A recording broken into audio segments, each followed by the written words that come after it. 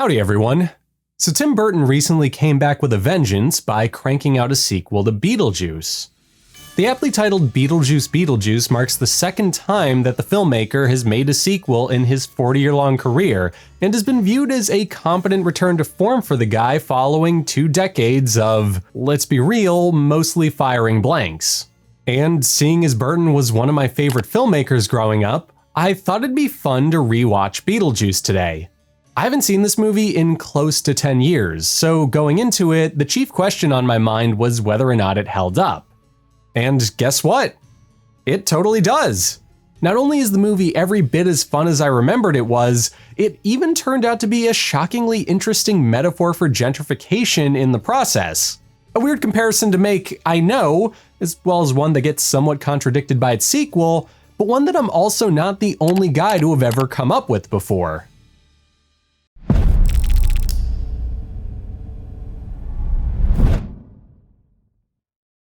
To kick things off, here's the Beetlegist on how we got Beetlejuice and why I think it can be related to gentrification. The movie came about because Burton had been struggling to find a project worth his time following the success of Pee-wee's Big Adventure. To quote the director in his book Burton on Burton, "I loved Beetlejuice because I'd read a lot of scripts that were the classic Hollywood cookie-cutter bad comedy. It was really depressing. Then the script came through the door, and after Hollywood hammering me with the concept of story structure, where the third act doesn't work and it's got to the end with a little comedy or a little romance, the script for Beetlejuice was completely anti all that. It had no real story, it didn't make sense, and it was more like a stream of consciousness. It had the kind of abstract imagery that I like, with these strange characters and images floating in and out. Beetlejuice is textbook Burton. It's a story about various groups of people being forced to cohabitate with each other and teaches the lesson that the only way forward is by learning about each other so that you can get along. It has his ear for the macabre, it touches on heavy subject matters like suicide, and it has the director's eye for 50s and 60s kitsch. But most importantly, its characters are all outsiders. From the Maitlands to the Deetz to even old Beetlegeist himself, the narrative is pulled along by characters existing on the fringe of their respective societies. The Maitlands exist on the border of both the living and the nether realm, struggling to rest comfortably in their death, but also unwilling to let go of their home. The Deetz are also outsiders because they moved to town from the city and stick out like a sore thumb, with Charles Deetz being forced to move there for his health following an unspecified mental breakdown, and his wife Delia being a hack artist that struggles with being away from the city. If you don't let me gut out this house and make it my own, I will go insane and I will take you with me! As for Lydia, well, Lydia's a teenager who has to live with Delia and Charles, her stepmother and her original father, who have their own life together that she feels dragged along for the ride on. And we obviously have the movie's titular character, who used to work for the Maitland's caseworker Juno and is a disgraced bioexorcist. These are some of the most archetypical Tim Burton characters out there, with each of them also getting used to great effect to hammer home the film's motifs of found families and embracing life changes. Additionally, they embody one of Burton's favorite subjects as a storyteller, which can best be described as his love of sticking it to the man and celebrating unconventional lifestyles. To name a few examples from other Tim Burton movies, Edward Scissorhands was about a Frankenstein's barber. Ed Wood was about a cross-dressing filmmaker in the highly conservative 50s, and Batman was a boy, and now he's a bat. I was a boy! Now I'm a bat! I'm sorry. Burton loves to make movies about people who don't fit in with the world around them. It's his overriding fascination as a storyteller and is present throughout every film in his overture, with Beetlejuice being no exception to that rule. As for how gentrification factors into this, that comes from how his interest in outsiders lines up with common threads related to the subject, such as feelings of alienation, the treatment of others, whether they be ethnically coded or otherwise, displacement, or economic disparity. Anyway, today I thought it'd be fun to play things Beetlefast and Beetleloose by exploring how 1988's Beetlejuice makes for a great introduction to discussing gentrification. Why? Because my favorite way to engage with a movie I love is by diving into it and trying to process the thoughts and feelings that it brought up in me. Before we dive face first into this tasty Zagnut bar though, I need to set Beetlejuice aside for a moment so that I can define and explain gentrification. On the off chance that you're unfamiliar with it, it's a term that's used to describe a process where a typically low-income area is transformed into a high-income one. Basically, new people move to town, and because these folks generally have a higher income than the ones that used to live there, new businesses open that cater to the money at their disposal. This leads to more people moving there, which leads to more businesses, which leads to an economic renewal for the area, and ultimately, the raising of rent and the general standard of living there. On paper, it sounds good. The new businesses are thriving, new inhabitants have a bit more room to stretch out if they came from a more crowded area, and there's been some research that suggests that crime rates may get lowered in these neighborhoods too. However, it's not quite that simple. To demonstrate what I mean by that, let's take a look at that last statement I made regarding crime. Yes, reported crime rates may get lowered in a gentrified neighborhood, but that could be for any number of reasons and isn't much of a smoking gun when you stop and think about it. For starters, new residents may have the means to install security measures that are better at detecting and thus preventing specific types of crime.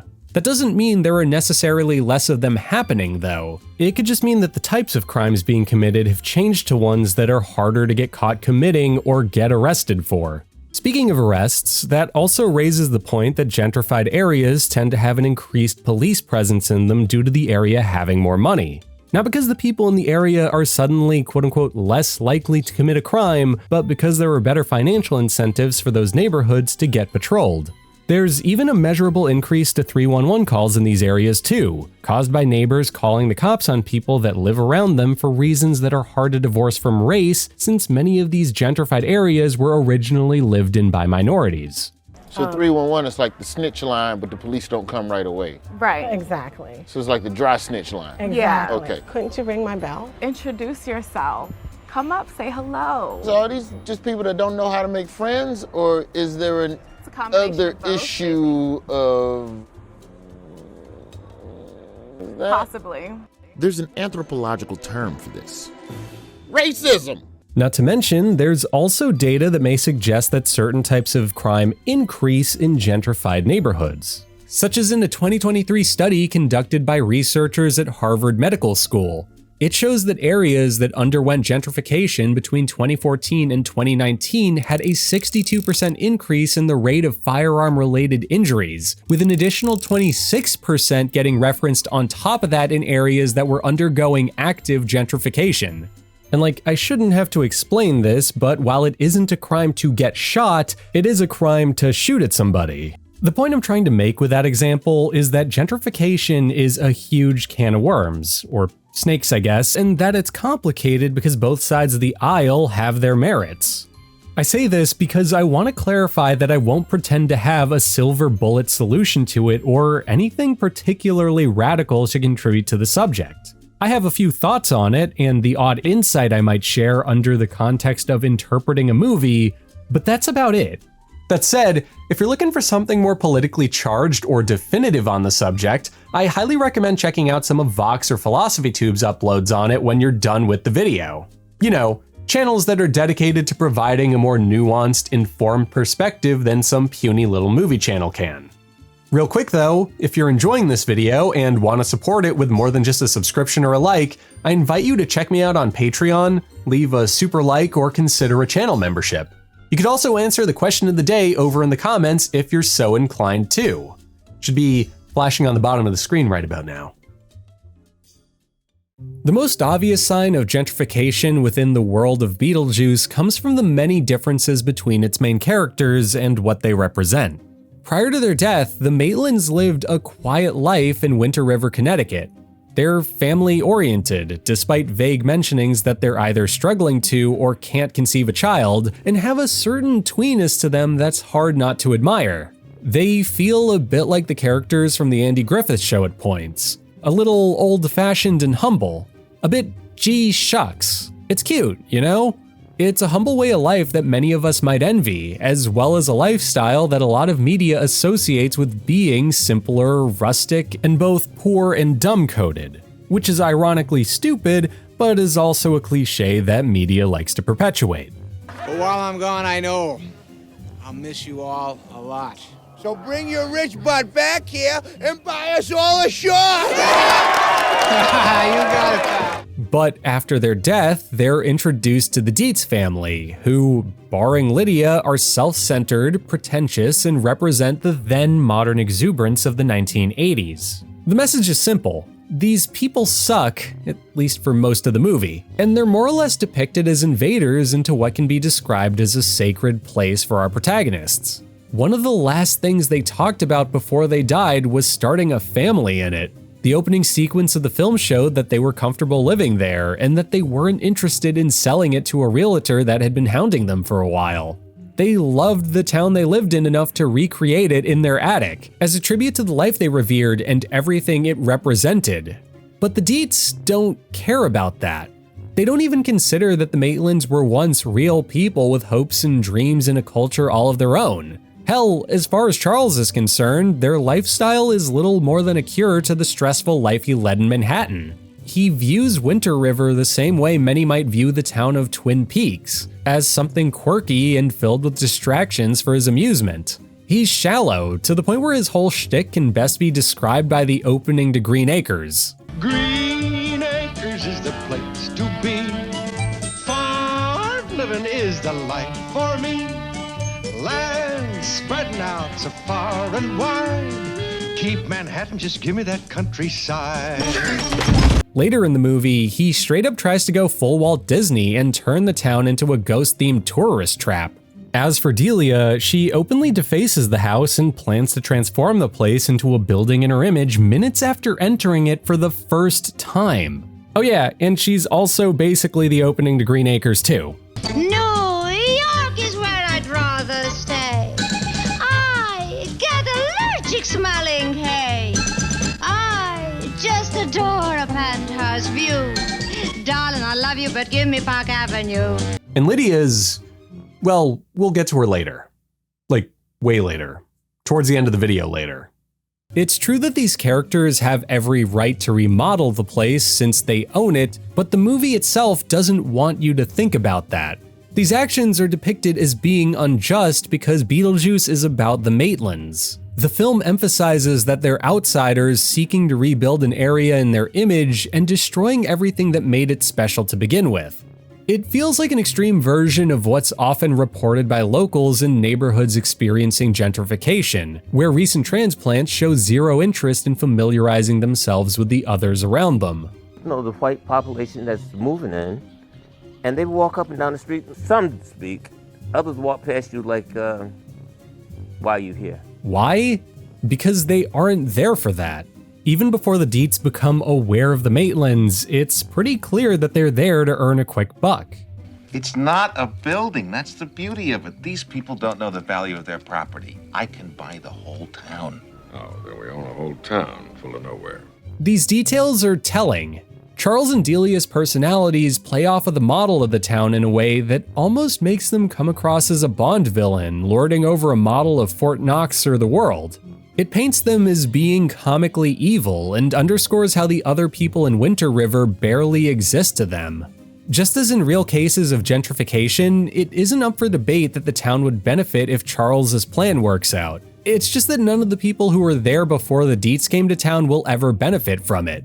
The problem isn't a cut and dry matter of healthy market versus unhealthy market, since there are people and the history of the area on the line. It's existential. If the current residents of Winter River are forced to leave town due to a bustling economy they can no longer afford to contribute to, you can raise the question of whether Winter River is still really Winter River or if it's gone through a rinse of Disneyfication, a real term in the dictionary that describes when an area is transformed into an environment with safe, identifiable qualities, i.e., washed of any unique cultural identity.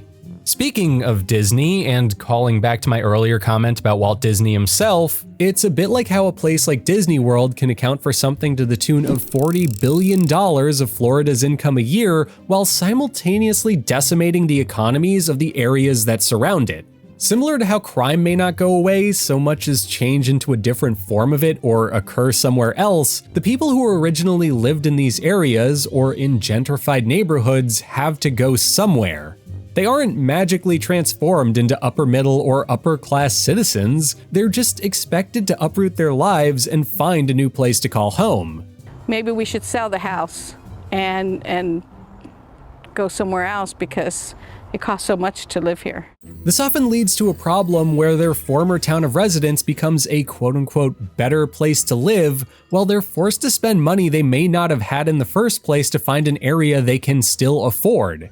One that, because it is still affordable, will gradually become a more concentrated area for poverty since everyone has to move there and rely on the same social safety nets. Or, as one can assume might happen when income-strapped families are forced to relocate and stretch their thin wallets even thinner, rely on shadier means of making ends meet, which doesn't have to be crime, but could mean falling prey to exploitation of a legal or illegal variety. And believe it or not, the film kinda depicts this. Even better, it uses it as an opportunity to make fun of how utterly broken the governmental agencies that are designed to help people can be. The waiting room the Maitlands find themselves in is a bureaucratic nightmare in the vein of an overworked unemployment office or shelter. And if you want to think about things in terms of minorities, which we'll touch on briefly in just a minute, an immigration office not unlike the one found in the excellent film Problemista. The rules of the game are as follows. First, he must find a sponsor for a work visa. Then, he must submit it by paying application and lawyer fees totaling up to around $6,000. And only then is Alejandro allowed to earn money. It's crowded. They're understaffed, and the most help they can offer people is the odd joke or demand that they be more proactive and choosy with their visits. It's like a DMV where you're constantly scolded for missing a form you swear you were never told you needed in the first place. So, desperate for help and clearly not getting it from public infrastructure, it's all too easy for the Maitlands of the world to fall prey to shysters like Beetlejuice. The intermediate interface chapter on haunting says it all. Get them out yourselves. It's your house. Furthermore, as well as in what could be seen as a logical extension of my earlier comment regarding cops, the afterlife of Beetlejuice 1 at least also has a distinct lack of law enforcement to protect the dead from the living or the Beetlejuices of the world. Think about it for a sec. Crime more or less exists in the realm of the dead. There are rules that are expected to be followed, yet there aren't penalties for breaking any of them. You may face expulsion for messing up eventually, but there aren't any governing bodies to make sure you stay on the up and up. It's the inverse of the point I raised about gentrified neighborhoods getting an increased police presence when their economies balloon. And knowing that paints an ugly picture where the dead appear to be treated as being unworthy of care or basic niceties like empathy and respect. They're all confused people who suffered a massive loss and were ousted from the world as they knew it, yet the place they're sent to expects them to figure out how to get by with their new situation with minimal at best guidance. You don't have an appointment, do you? Well, we didn't know how to make one. Ha! You just bit the big one 2 months ago and you want help. 2 months? What does that have to do with anything? You're going to use up all your health vouchers. The parallels between what the dead experience in Beetlejuice with what real displaced families go through speak for themselves. The Maitlands have been pushed out of their home because they can no longer contribute to the living world, and the Deetz are brought in because they can. They spend the first chunk of the movie living in a small fraction of their former home, while the Deetz redecorate the rest of the place to look more like New York, which they just moved out of. And if that isn't the setup to a great cost of living joke, I don't know what is. It's also very similar to what happened during the early stages of the pandemic, when a lot of people left the city to move to the suburbs and, in the process, raised housing prices in those areas exponentially. Boom, citation. But it doesn't stop there, because I also think that Beetlejuice does a great job of exploring gentrification through its visuals. One of the best parts of Tim Burton's movies has always been his unique visual stylings. They owe a lot to the silent era, namely German Expressionism, and I feel like the ways in which Beetlejuice taps into that raises a good point or two about the nature of gentrification. There's a clear divide between the many worlds depicted here. The Maitlands, and Winter River as a whole, keep things simple and quaint. The Deetz live in a stylized home that pull from modern and avant-garde art. And The World of the Dead is a full-on homage to films like The Cabinet of Dr. Caligari, with a healthy smattering of 50s and 60s influence thrown into the mix too, if not a barren wasteland that looks like Burton's take on Dune. They each have their own identity, and how the Maitlands react to these locales is unique. They're obviously at peace in their home. They're upset by what gets done to it by the Deetz, and are both confused and terrified by the Netherworld. These reactions are important because they remind us that these characters were dealt a bad hand that was out of their control. And worse, they don't get much of a choice where they'll end up. They're confined to a tiny sliver of their home for over 100 years, at which point they'll finally get processed in the afterlife. But that doesn't necessarily mean they get to keep their home at all either, since we know the Deetz want to get up there and take advantage of them.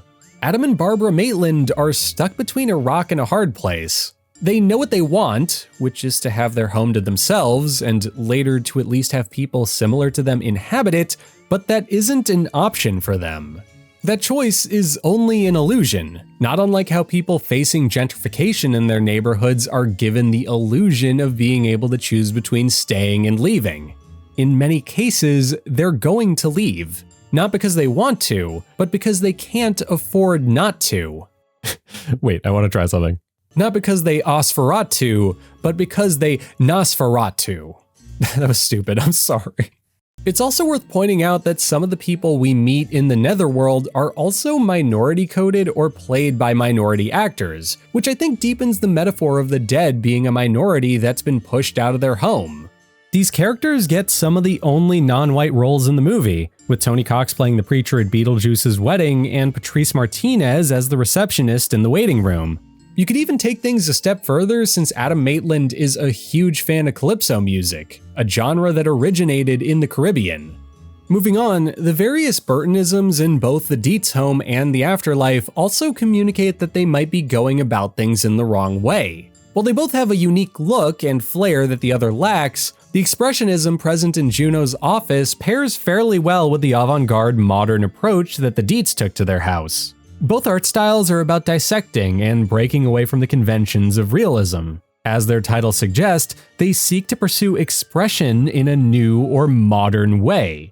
Not to mention, expressionism is a German creation, which plays off of how culturally foreign it should be to the Deetz on paper. Sure, this is somewhat debatable since Lydia looks like Susie Sue and Delia has connections to the art world, but that's the point. They're more alike than they realize they are. I don't see anything about heaven or hell. This book reads like stereo instructions. Listen to this. This thing reads like stereo instructions. German expressionism and Delia's specific brand of 80s modern art are cut from a similar enough cloth to coexist and maybe even elevate each other.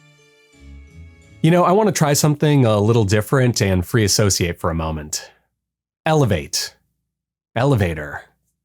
Elevation. Levitation. Lydia levitating in a version of the Deetz home that restored some of the Maitland's former stylings in tandem with the odd touch of modernism. How about that? In case that word salad wasn't clear, what I'm getting at happens to also be the ending of the movie in a nutshell. The solution to the Maitlands and Deetz kerfuffle of '88 wasn't to kick one of them to the curb and force them to relocate. It was to learn how to coexist in a way that's sustainable for everyone. To take some of the New Yorkers who want to introduce the world to the idea of ghosts and show them a bit of the culture that permeates through Winter River, Connecticut. To literally see the Maitlands as people and not an abstract concept. Which not only leads to Charles, Delia, and Lydia getting along better than ever, but benefits the community as a whole by furthering its culture and improving Lydia's life. Yeah, I know I didn't really talk about Lydia much in this video, and that was intentional since there isn't that much I can say about her regarding gentrification. More than anything, she's a surrogate for the audience in how she plays the middle ground between the Deetz and the Maitlands. We as an audience are basically always on the same page with her in regards to how we should feel about what's happening. Because she's a teenager, and patient zero for Hot Topics demographic if you'll want to get specific, she's the most centered person in the movie. She hates her parents, but Charles is her dad and he's married to Delia. She likes the Maitlands and relates to them, but she also doesn't understand their problem either. There's a great moment when she first meets them where she assumes that they wear sheets over their faces because they're gross and undead looking. We're ghosts. What do you look like under there? Aren't you scared? I'm not scared of sheets. Are you gross under there? Are you Night of the Living Dead under there? It's a joke, yeah, but one that does involve a character operating off of a cultural assumption as opposed to knowledge they haven't gotten yet. Ultimately, her growth as a person spreads to the people she cares about by the time the credits roll. It's because of Lydia and her thwarted marriage to Beetlejuice that her real and found family are able to put aside their differences. Her exposure to the Maitlands, who represent different cultures and the non-gentrified world she never grew up in, makes her a happier, more well-adjusted teen. Or an adjusted teen in the first place, since her family isn't terraforming every place they move to be more like what they know now. If you think back to a while ago, I was quick to state that gentrification is a complicated subject with benefits and shortcomings. And to build off of that, I think part of why this can be such a can of worms to discuss is because of how the potential benefits of it come down to a matter of preference and perspective. Too often, these conversations devolve into people arguing whether it's good or bad, as if the answer can exist in a binary and not somewhere in the middle. I'm guilty of it. A decent number of the folks watching this are probably guilty of it too. Hell, it's just the way that most arguments work in general. But that doesn't take away from the fact that gentrification happens and will continue to happen. So rather than try to stop it outright, the solution I think we should strive for is to keep it from displacing people and dismantling the cultural identity of a location. To stop the Disneyfication of areas like Manhattan or Orlando by investing in social programs or services that'll help the folks already there. Rather than strip an area for parts, we can help its culture thrive into something that'll make people want to go there. Not just for tourist traps or to shop at franchise stores that could be anywhere else in the world, but an experience rooted in authenticity and connecting with other people. To do what Charles Deetz initially wanted to do when he moved to town. You know, before he saw the opportunity to extort the dead and turn the place into a glorified theme park. And seeing as gentrification disproportionately occurs within minority-driven communities, that means preserving the cultural heritage of marginalized people and encouraging others to interact with and pay respect to it. Communication. Don't call 311. Don't snitch. Definitely introduce yourself to your neighbors. Like I said, embracing what was already here. Don't just think that because you're here, you're entitled to your $9 artisanal coffee. Artisanal coffee? Mm-hmm. Arabica beans from Kenya, or... That's wild. Yeah. Is that where your coffee came from? Got this from a bodega. No, you did not. That's not a bodega cup. It is good, all right? If you're looking for a better idea of what I mean, I highly recommend this article by the National Civic League. It's a great read about how we need to shift how we think about gentrification, and it's only like 3,000 words long. At the end of the day, Beetlejuice surprised me by turning out to be as fun as I remembered it being. But more than that, it also turned out to be a lot more thoughtful and heartfelt than I ever gave it credit for. I completely forgot about parts of this movie, like Barbara Maitland's issues getting pregnant and how the waiting area was a riff on bureaucracy. Even removed from the stuff I've talked about today, I just enjoyed revisiting this world and these characters.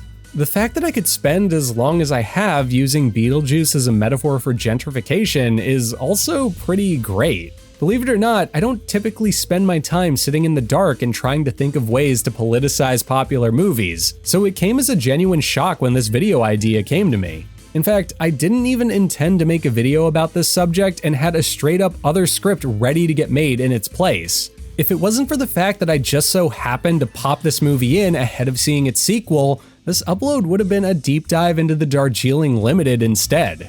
Either way, the takeaway I got from this film is that communities are important. Learning how to interact with the community around them was the thing that turned the Deetz's life around. It was also the thing that helped the Maitlands come to terms with their death too. And most important of all, it was the thing that kept Lydia from joining them in it. When you apply that simple but oft-forgotten piece of wisdom to gentrification, you're left with a solution that's almost glaringly obvious. If you don't want to ruin neighborhoods and push its residents out in the name of progress, don't. Improve them in ways that'll benefit them too so that it gets better for everybody. Raise wages at the local businesses. Foster the growth of the area's current culture. and actually get to know your neighbors instead of keeping to yourself and calling the cops on them. Anyway, that brings us to the end of this video.